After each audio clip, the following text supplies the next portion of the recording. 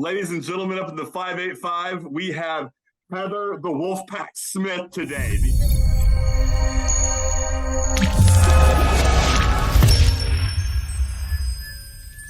All right, Heather, are you ready? As ready as I'm going to be. All right, Ty, you ready? Always. Timeout. Tyler, who are we taking a timeout with today? Ladies and gentlemen, up in the 585, we have Heather the Wolfpack Smith today, the CEO at Velocitii. Heather, thanks for joining me and Kevin on episode Who Knows What of Timeout with Leaders. Good to have you. We just came off Thanksgiving break, and I just got to know, what is your favorite Thanksgiving side? Oh, favorite. It's got to be the stuffing. Yes. I could forego the turkey, but the stuffing. All right, now the debate what's in your stuffing? Because stuffing, I have now realized, is a broad term, and it is a very broad term. So I like the way my mom used to make stuffing, which probably because there's a ton of butter in it. Yeah. Oh yeah. All right.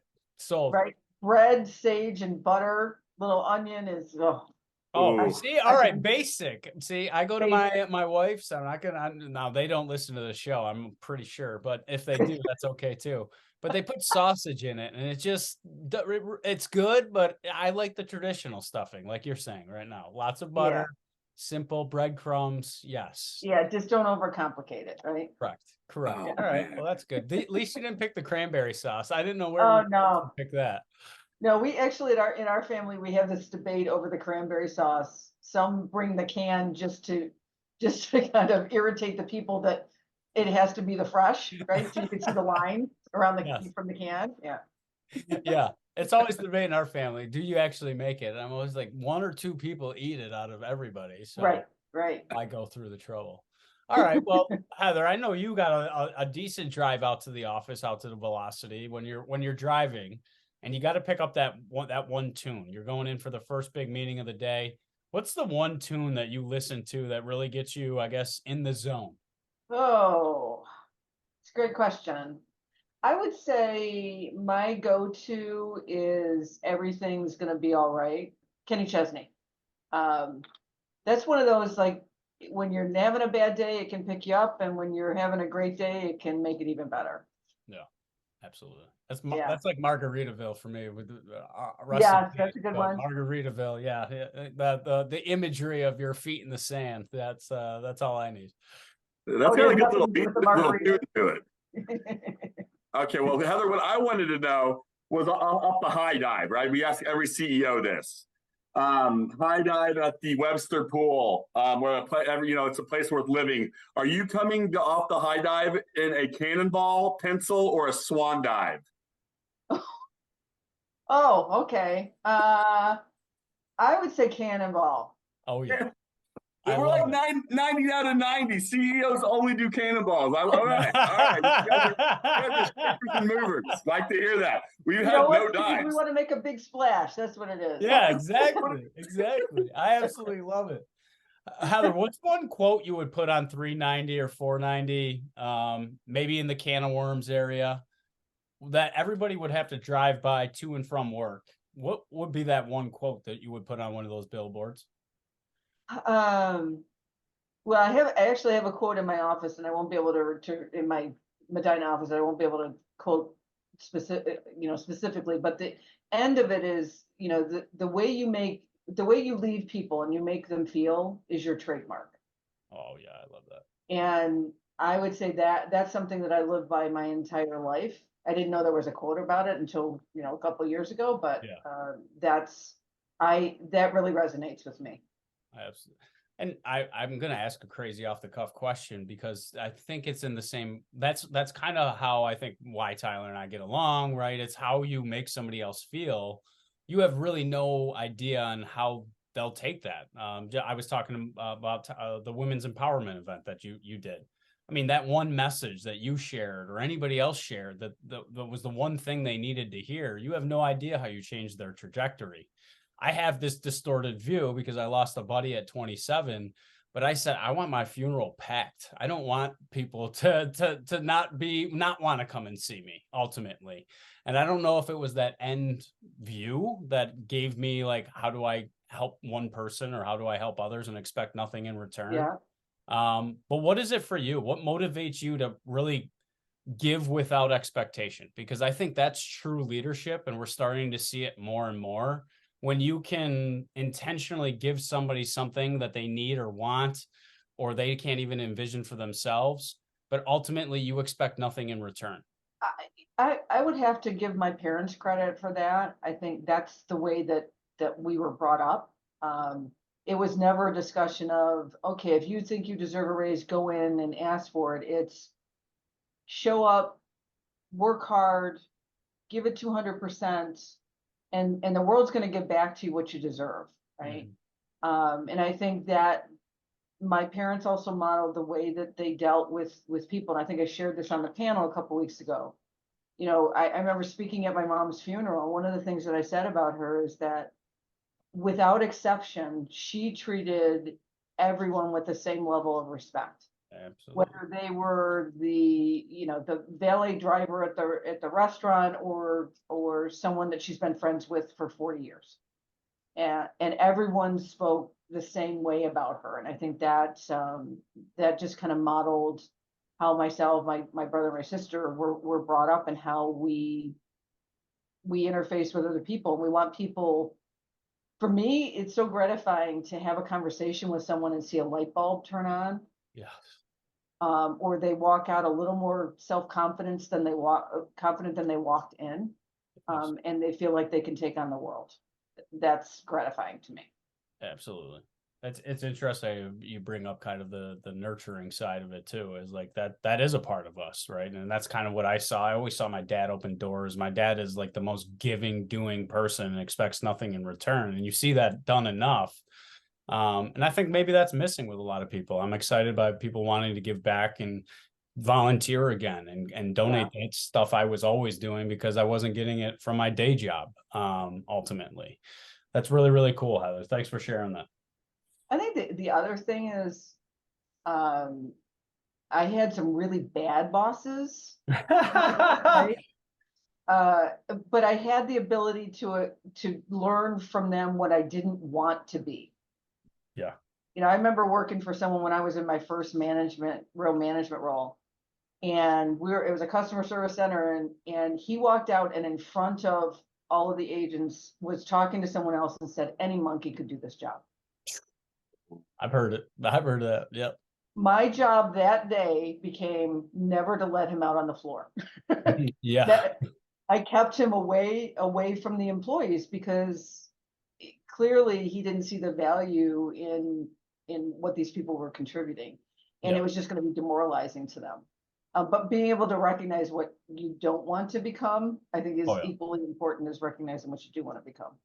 I think that's why Tyler and I started this show, maybe potentially. I mean, so some of the influence, we kept hearing about great leadership, but I wasn't experiencing it myself. And it was kind of like, well, they got to exist because we hear all the great things and we hear about great leadership principles and practices. And yeah, so I think I still have some PTSD, honestly, from some of those bad bosses, right? It's like you catch yourself doing certain things and you're like, wait, why do I even do this?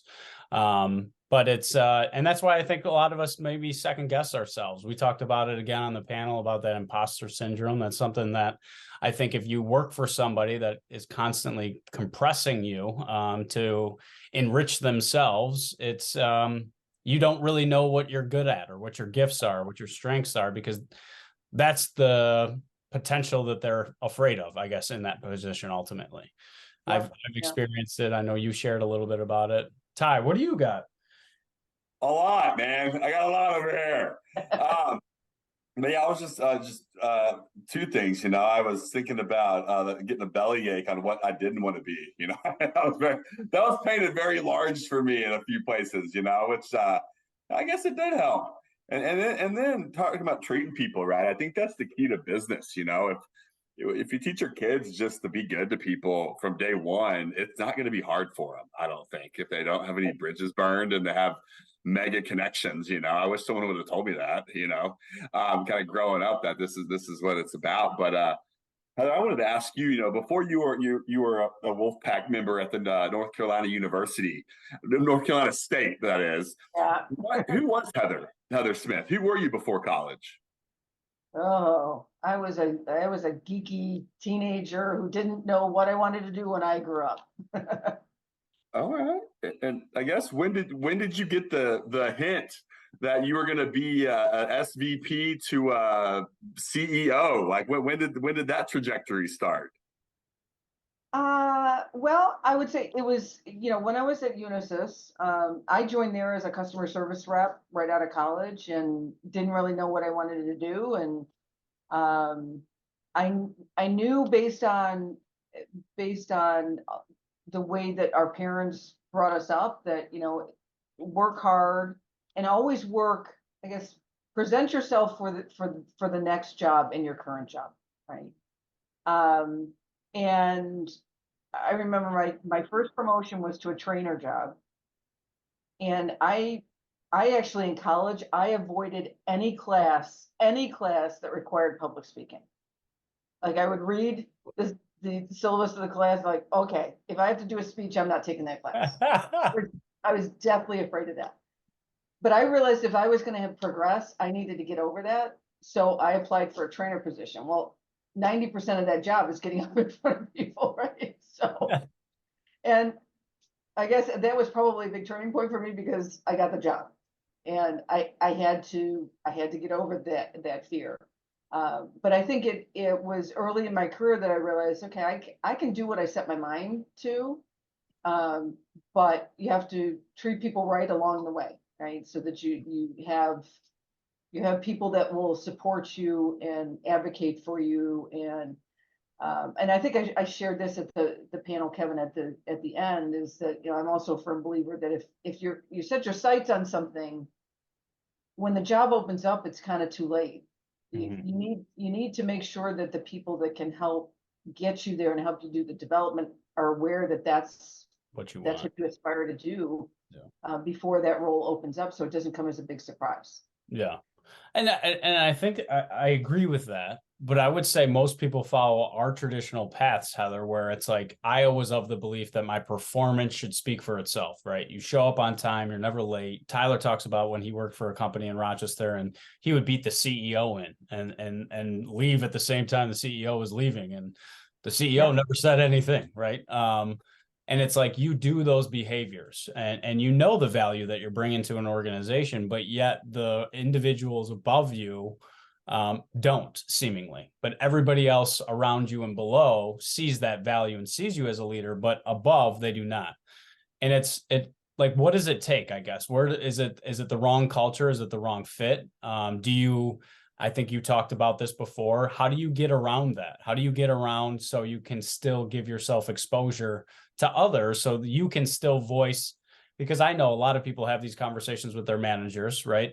I would love a promotion if one opens up, but that manager never lets that employee know that job is open, because they don't want to backfill that position selfishly, right? And they don't want to train somebody else again in that way. And it's not really like a talent knowledge center business, right? It's hoarding of talent almost in certain departments. Yeah, and unfortunately that exists, right? And it's very short-sighted. Um, I would say what I did in my career is I always looked for opportunities to get involved in task forces, or if, early in my career, this is back when, diversity was kind of the new thing, right? Creating a diversity council. And I raised my hand and said, I want to be part of the diversity council. Wasn't part of my job description, but I knew that was going to get me exposed to people that I wouldn't normally be exposed to. Got it. And it was a different way for me to contribute to the company. So, because there are going to be those managers that are like, oh no, you're too good at what you do, we can't afford to lose you in that role, which is really, really short-sighted. I think the more that happens, then you really need to sit back and say, is this the culture that I'm going to be able to thrive in? And the answer may be no. Yeah. I got into a conversation with a woman at the end of the panel a few weeks ago, and she said, she was in HR, and she said, I'm trying to change the culture. I really like what you said about, I'm trying to change the culture, but in this company, they just fired the CEO, they just fired the CFO, and she went down this whole litany. And I said, a fish rots from the head down, right? Yeah. And if you don't have the new leadership bought into that this cultural transformation needs to happen, it will never happen. You will be swimming upstream, and it's time to go look someplace else. Find a company that is a better fit with what you're trying to accomplish and what really makes you get out of bed in the morning. Absolutely. And I think if I had to do it over again, right, I think the questions I would ask in this interview, if I was to interview, right, would be totally different of the organization, because I think we can all say we want development and you want the internal promotion or whatever, but ultimately you have to ask that company, how do you get me there? Because it's a shared responsibility. That should not be the only expectation of the employee, because they have some of that responsibility as well. But the easy answer is always yes, right? And I think that's how in those interviews that has traditionally gone. I would love to move up. What's your 5-year plan, Kevin? Oh, I would love to be a manager in 5 years. Great. That's where the conversation really ended, and it doesn't get to, well, how do you help get me there, and what does that path look like? Because I think if people have to start to add those details and those insights, that's where individuals can learn, are they for real, or are they just saying what they need to say to help get me in the door? I love how you put that, though, is like, how else can I contribute? And it's almost as if we know human nature is to protect themselves and managers are protecting their team, it's almost as if we should change their incentive programs for internal promotions, and the rate of internal promotions, because then that helps them to ensure that they're developing their team and individual members of their team. It's kind of a cool thing to think about. And I think healthy organizations that have a truly an employee-centric culture do that just by it's natural. Naturally. They're looking for that talent and how you can move people around and really take advantage of the talents that they have. Yeah. They may not be in the right position today. Yeah. Because that becomes a win-win for the organization. If your talents are better suited over here, even though you're really good at this, but if you're better suited over here, it's better for the organization. Absolutely. But there are some management teams that just don't see it that way, right? Oh, they're living for today, not for the future. Well, it's kind of fascinating too to think about, and Tyler and I were chatting about it, is like college degree to that first career and really the career paths of what we've seen over the last 20. You can meet people that I have a biology degree, and like people are shocked by that. I don't have a general business degree, right? And I think that's just like fascinating, because we're trying to pair college degrees to job descriptions, and it's just like a pseudo science that doesn't really truly exist, but yet here we are made to believe that this is how it works, just like the SAT. I always joke about the SAT because it only told you how likely somebody would be successful in their first year of college. The first year classes I was taking like music appreciation and theory, right? So that doesn't really tell you ultimately how successful somebody's going to be. And that's, how do you change the narrative? Like, what are some of your pivotal things that, because you've worked at some of the greatest names in Rochester, Xerox, right? I mean, what did you learn from good bosses, good cultures, bad cultures, that you had to implement as CEO at Velocitii to see this quick turnaround? What were some of those key items? I would say the number one was communication.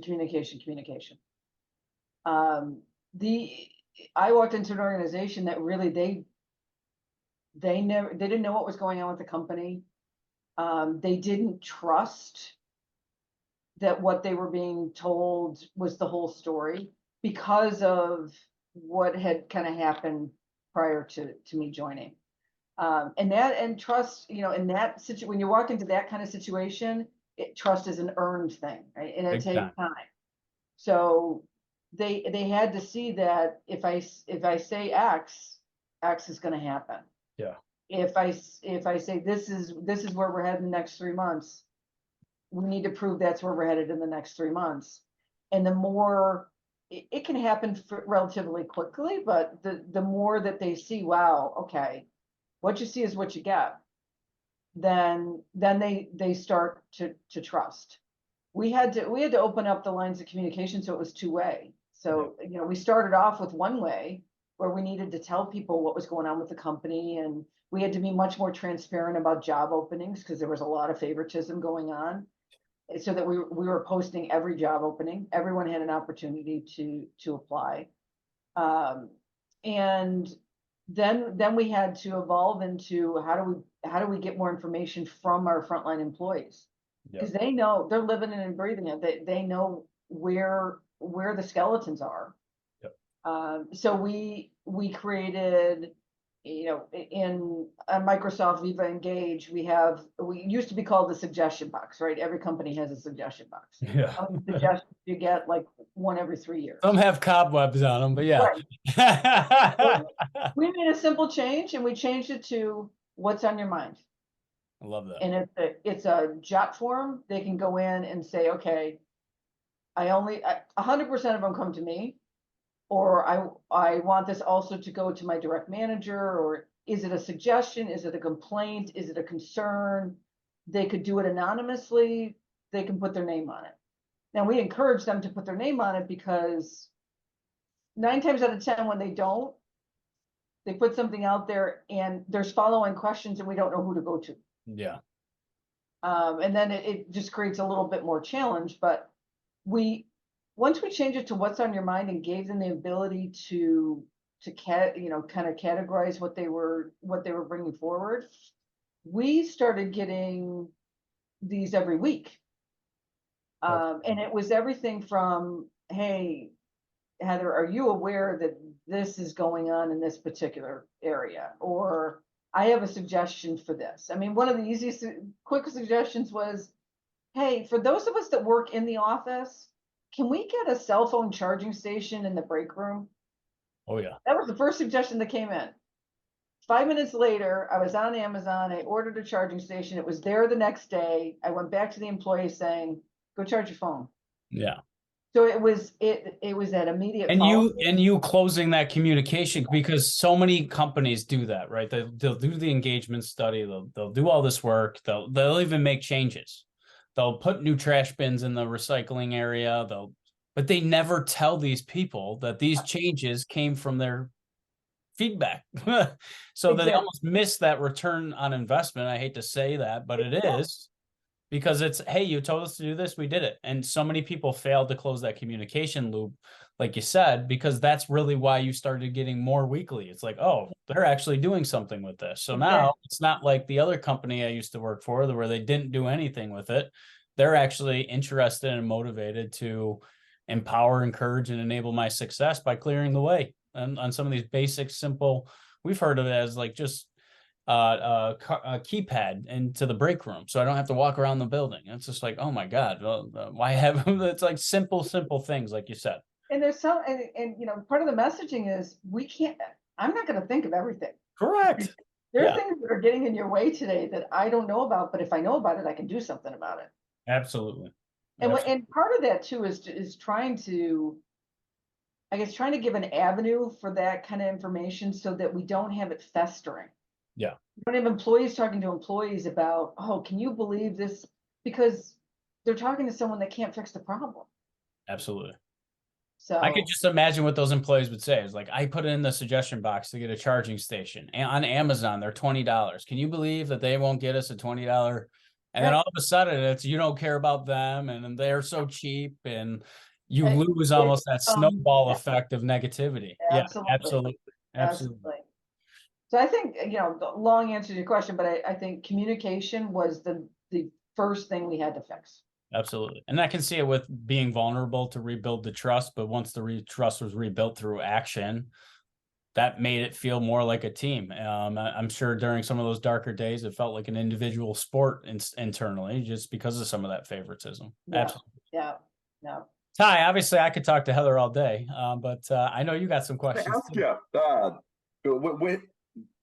When did you learn about the speed you were talking about, like the next day, right? Because I think that's so important in a lot of things. I know so many successful people, and I ask them what their secret sauce is, and they're like, I respond to people right away. I'm like, good or bad news? Where did you learn that, and how important do you think that is? Especially that situation you just talked about. Someone puts in the Dropbox what's on their mind. phone charging station, you go to your desk and do it right then, living in the present. Where did you learn that, and how important do you think that is? I probably learned it from working for companies where there was that suggestion box that had the cobwebs, that you put something forward, nothing ever, or they do the employee satisfaction survey and nothing ever changes. And I think I've worked for some very large global companies, and it's the nature of that beast is the larger it gets, the more bureaucratic it's going to get, right? And decisions it's got to be made by a committee versus a person. So a lot of this is nothing more than saying, okay, what would I want? If I put in a suggestion, what I would want to know, did they read it? And are they going to do anything about it? And not 100% of them we're going to be able to act on. Like, I would like a 50% increase. Well, so would I. Right? Sure, coming right up. Yeah. But I think the other key part of communication is also explaining the whys. Absolutely. So the answer isn't always going to be yes, but the answer can't just simply be no. It has to be no, and here's why. But so given the size of our organization, we have the luxury of being able to be very agile and very, very flexible. And what I love about it, and I say this to even prospective clients, is we've got the ability, we can make a decision at 10 o'clock, implement it at 10:15, and if it was the stupidest thing we ever did, we can reverse it at 10:30. Yeah. Okay. That's what I love, because then your level of responsiveness that your employees see or your clients see is tangible. Right. I love that. Again, isn't it what physics, like you're talking about, like a moving ball is easier to go left or right than a ball that's not moving? Yeah. I'm an advocate for just do it and let's figure it out. And if it's not really working, whatever, it's fun that way to me, About 5 dudes talking in a circle for like 3 days, not doing it, or 3 weeks, not doing anything. I'm an overanalyzer. I'll be honest. Now I have to get 99.97% there to do it. And that's why I look for other people, because I know that's a severe weakness of mine, because I think there is some beauty in figuring it out, because there's, to Heather's point, there's things that you couldn't even have possibly thought of without actually doing it or working with somebody that has done it before. But even then, those situations are never the same. And maybe this is my scientific background, but Heather, I think from your call center days, that's probably where that do it mentality, because that was the customer's expectation. How fast did you do it? That was the one competitive differentiator that you had in a very crowded market. And I can speak for Toshiba. That's where I got hardwired that way. I was running toner all around Rochester. I was telling Tyler, like, the only reason I know Rochester is because I probably delivered toner to a certain part of it. So, but a copier goes down, the whole office goes down. So that's where I got that. Probably not anymore, but used to be. Exactly. Now they order for themselves, right? Yeah. Right. Yeah. But that's kind of the scientific. That's why it's always like, just because one person was successful in one company, the general assumption is they're going to be just as successful in my company. And that's the from an experiment perspective, that doesn't work in an experiment, because it's got to be controlled. It's got to be all the same variables in order to say yes or no. But this really isn't scientific. It's funny you say that, because when I got contacted by Xerox to go over and interview to run inside sales for them. I mean, I was interviewing with people that had been with the company for 35 years, 40 years, right? Yeah. And I got to the last interview and I really got a little worried, like, okay, if I join, is the host going to reject the transplant, right? Because it was such a culture of you progress from within. Yeah. And to come in at an executive level from the outside, I'm like, is this going to work? Like, could this be the biggest mistake I'm going to make? And it was my last interview. It was a guy that had only been there like 6 years. I said, okay, I'm going to ask the question, because this is just my observation. And I ended up taking the role. And I think what helped me there was also the whole communication piece, right? And but it was interesting because you trying to come into a culture that has been around for 100 years, and people that have been there for decades, and try to insert yourself. We've seen people do that in really positive ways, and people do that in really, really awful ways, right? Oh, yeah. Absolutely.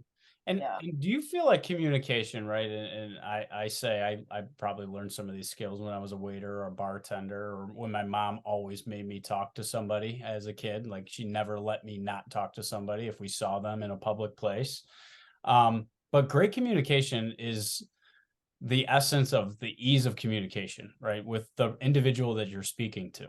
And how did you get on that level at Velocity? And maybe it's all these prior experiences that you've had as you worked your way up from a call center to know what that frontline employee experience looks like, and how disconnected you feel to the big number, because ultimately you're not really sure how you impact that. How did you improve communication? Because I know it's probably the amount, right? And you mentioned the bi-directional back and forth, but did you have to change how you were communicating? And maybe the words that you were using, or the approach that you were taking, email or town halls? Like, how did you improve communication? Because it costs businesses a lot of money. And I've found the only effective really way is translation based on the audience that you're speaking to. Yeah, I think that's a big piece of it, is making sure you know your audience and what is really going to be important to them. What is it they want to hear? So shortly after I started, we started doing monthly town hall meetings. They'd never been done. And at the end of every town hall meeting, we sent out a survey saying, okay, tell us if the information you heard is the type of information you want to hear.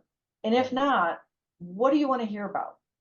And we did that religiously every month, so that we could start tailoring what we were communicating, the subjects we were communicating, around what the employees really wanted to know. What was that feedback? What did they actually prioritize? It was things like, hey, we'd like to know what the pipeline is for the sales organization. Are there new clients coming in that would then offer new job opportunities? That was probably the big one. They wanted to understand, okay, how well are we doing as a company? And what does that look like over the next year, 2 years? Of course, there's always things about pay. Wouldn't you say that's a CEO's dream to have somebody do that? Like, oh yeah. But then why doesn't it come more naturally to people? Like, you going to the front line to say, okay, you do this every day. Tell me what you need in order to do your job better. Why doesn't that happen more naturally in leadership? I think there's a subset of leadership that are afraid to ask the question, Because they don't want to act, or they just or they, what if I don't know the answer to the question? got it. Okay. And I think that's something I can remember, and this was many years ago when I was a trainer. I was down in Virginia, and I was about to go in front of like 125 people the next morning. And I called my father. I said, I am scared to death. Like, what if I get asked something I don't know the answer to? And he said, then you say, you know what? That's a great question. Let me take that down and I will get back to you. And then you get back to him. That's yeah. I learned that very early on in sales. Like, don't make that up, because right. Yeah, you're wrong. That's credibility and trust lost. And completely lose your credibility in a nanosecond. Yeah. But it was kind of like having someone tell me it's okay to not know everything, but it's not okay to commit to get an answer and never follow through on it. Love that. Yeah. That's like the most simplistic way that you can put that, is because so many people want to have the answer that they'll just make up the answer. And nobody has all the answers. No. But I think there are leaders in companies today that are afraid to ask the question, go out and it's the vulnerability thing we talked about, right? They don't want to be vulnerable in those situations because they're afraid it's going to reflect poorly on them as a leader. When in fact, if you ask the question and you follow through, it makes you more effective as a leader. Yeah. Ty, I promise I'm going to let you have it, but she's brought it up. And the question, right? just like the comment card that you had for the feedback, how you ask the question really matters. And I think that's what people miss, is that some of that emotional intelligence is, how are you asking the question? Like tonality, but also word selection. And are you making it a safe question where the people honestly feel like they can respond? I say the same thing with employee engagement surveys. How many people have answered the same questions for the last 20 years? Like, does it really tell you how engaged an employee is? And that's where you brought up questions. But how important have you found questions and how you ask those questions to actually get the qualitative data to factor into your decision making? Because I think that's something that everybody needs help with. I think it is that, but you just hit on something that I think is a really important point. Creating a safe environment for people to be able to express their concerns, ask their questions, make their suggestions, because that, with lack of creating that safe environment, people will assume it is not. Yeah. And that, okay, if I make the suggestion, then it's going to come back and backfire on me because they're going to think I'm complaining. So I think that's almost more important than the way you ask the question. I think the way you ask the question is you want to make sure you're not leading with a negative tone in the question. So it is, you have to be really thoughtful about how you position the question, but I think equally or more important is making sure they feel it's safe. So, Absolutely. for example, we had an employee in this what's on your mind come forward, and she came forward anonymously, and she had a real concern about this interaction she had with her supervisor.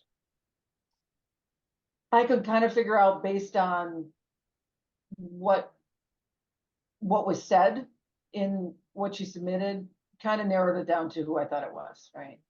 So she happened to be working the building, and on her way out one night, she passed my office and said, "Hey, Jane, can you come talk to me for a minute?" And I just started,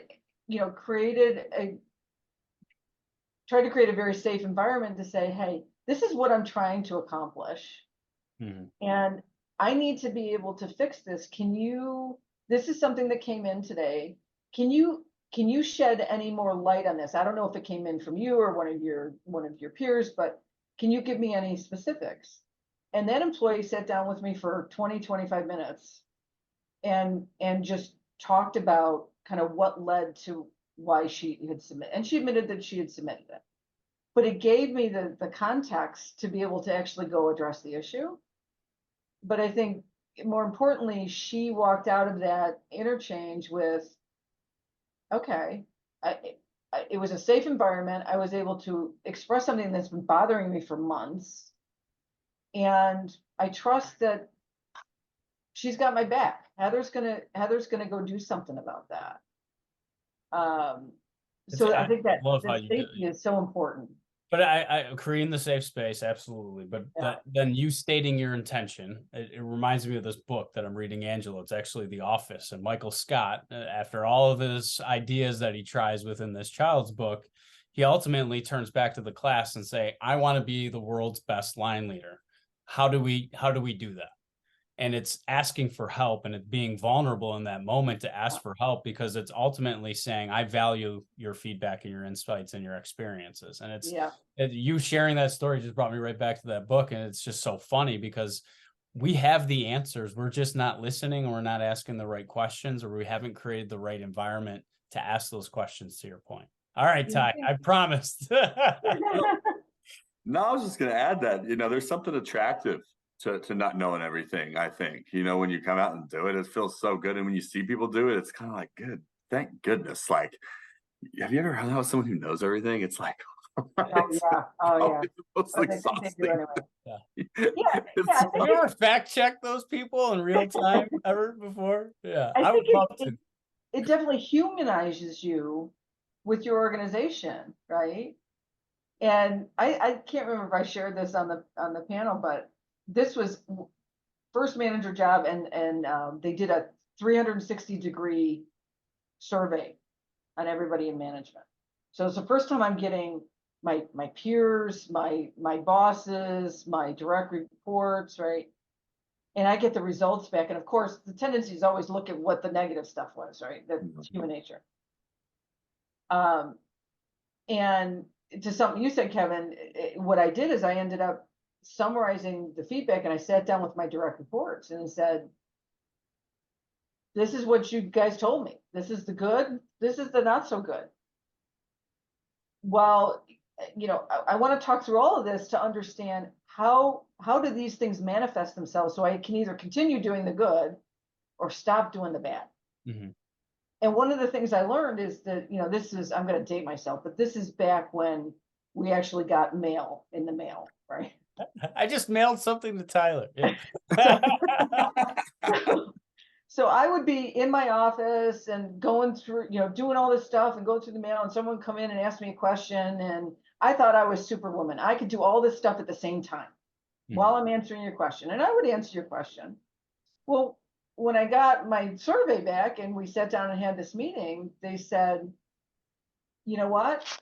When we come in to ask you a question and we recognize you have the ability to do all these things at once, it doesn't feel like you're present in the moment.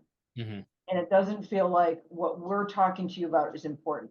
That was probably the single most humbling experience of my career, Mm-hmm. but it's something that I remember to this day in every conversation I have.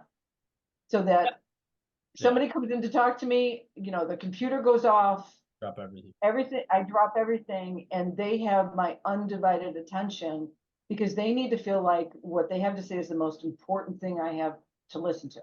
Absolutely. And it's just, and it's eye contact, right? I'm big on eye contact, and I know some people aren't comfortable making eye contact, but that tells me that you are listening to me and hearing me. And it's just fascinating to hear you say that, because it's just, it's that social proof, right? It's, do I have your undivided? I've been in so many business meetings where the person has to take a call or takes a call or looks down and texts and reads an email. And it's just like, my time clearly isn't as valuable as your time, is what that tells me. That's fascinating to just even hear. Yeah.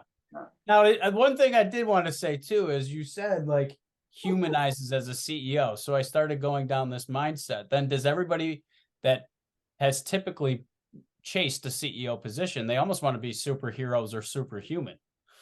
And they try not to be human and vulnerable and different. They act like they have no weaknesses. And that's another reason why I think Tyler and I started the show, is that him and I just felt like we weren't good enough to talk to a CEO for whatever reason. And no fault to some of the CEOs that we worked with, but there's that title shyness too, or it's, I'm not holy enough to talk to thy kind of mentality.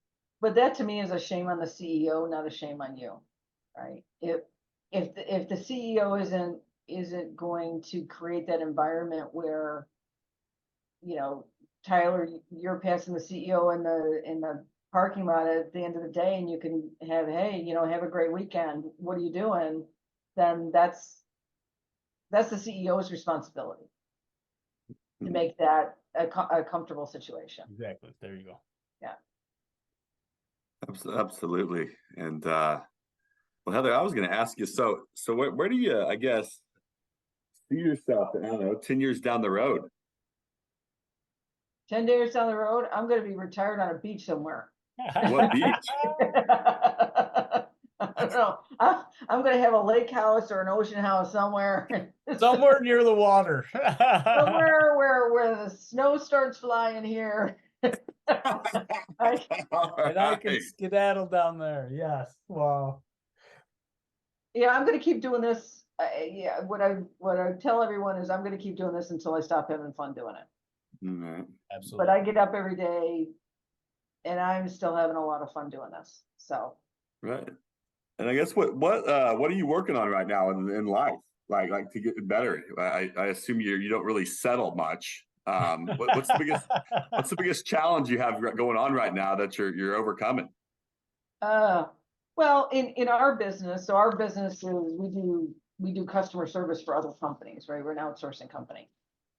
It's always about finding new clients. So I spend a lot of my time talking to prospective clients, which I love doing because we love talking about our culture, but not only how that affects our employees, but how it supports our clients. Because companies that really focus on employee culture have higher retention. Absolutely. Higher retention means better productivity, better service for the clients that we support. So it comes full circle, and we absolutely believe that. But when we talk to a prospect, that's what ends up resonating with them, is that cultural alignment. And if we don't have that cultural alignment, if they don't really care about the experience their customers have when they call, we will tell them, you know what, this is not a good fit. Or they're probably going with the cheaper option. Yeah. Yeah. I mean, we're not going to take business for the sake of business, because we are not going to take on jobs that our employees aren't going to be excited about getting up on Monday morning to come do. What a great place to be. I know, dude. Just closed caption that, just replay that around the office. Like, so many people would just say, and it's interesting because she talked about the town halls, Tyler, and they really wanted to know about the pipeline. Like, why do you want to know about the pipeline? Future opportunities, future clients. I think that's just so fascinating that now everybody, even if I am just that customer service representative for that one client currently, it's just they're so in tune with what you're doing as an organization. It feels like a team instead of just individual sole contributors. Yeah, absolutely. Absolutely. Yeah, I mean, it's, I told my team when I joined, I want our guiding principle to be, we want our employees to say, thank God it's Monday, not thank God it's Friday. I love that. Because, I'm a firm believer, if you're not happy doing what you're doing every day, you need to change your line of work. We spend way too much time at work not being happy doing what we're doing. Absolutely. And I love just that daily intention that you have, because the way that you're paying attention to your employees is not just the productivity of, it's, well, what's standing in the way of your performance and your happiness. And if there's something that I can do or we can change, let's be willing and agile and flexible. You guys are one of the only organizations that I know has truly embraced the fully remote environment. You have figured it out because you've realized that a majority of people prefer that you can still handle performance. Your customer service and satisfaction scores don't start to dip dramatically, but you had to make changes to process. But that full embrace, I just, you guys are leading the way when it comes to talent acquisition. Jobs are not open very long at Velocity because of it. Yeah, I mean, it was a real challenge, right? So I joined Velocity during COVID, beginning of COVID.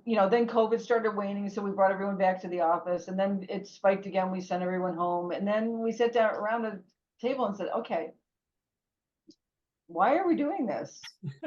It's working.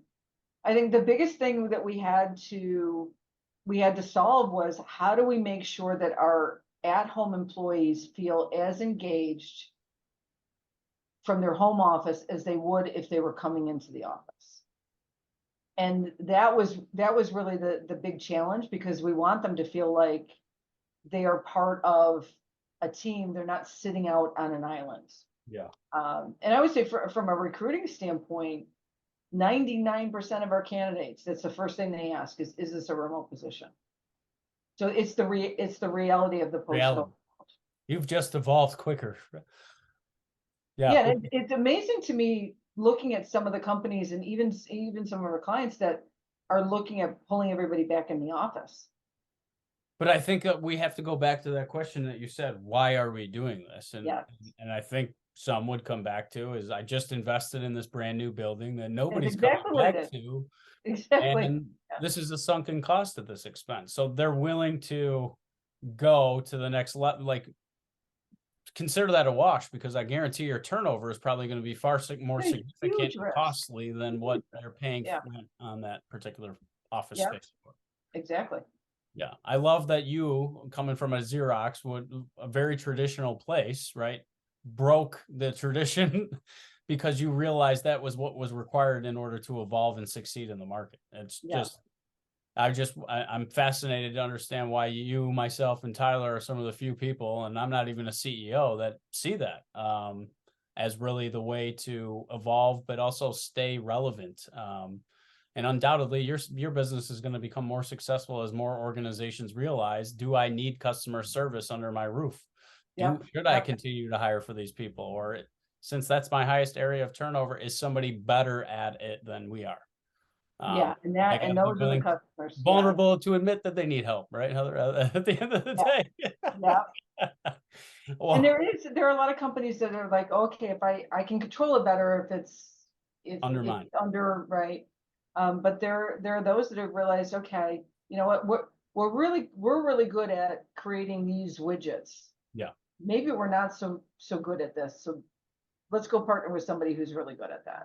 I think every department, including HR, marketing, right? It should be an internal competition. If you're not serving your internal clients and they're dissatisfied with how you're servicing them, I think that's how you get better internally. Otherwise, then it could be an external function that they are performing at that better rate. So exactly. I know I could talk to you all day. I hear my screaming toddler downstairs with my wife, who's just peeking over the hour mark, and she's probably got a little less hair. But thank you, Heather, for just being one of the leaders that we read about. This is what I read, and this is how I put it into practice. So thank you for that, because undoubtedly you're making. Thank you for having me. This was a lot of fun. Good. It was a fast hour. It was fun, Heather.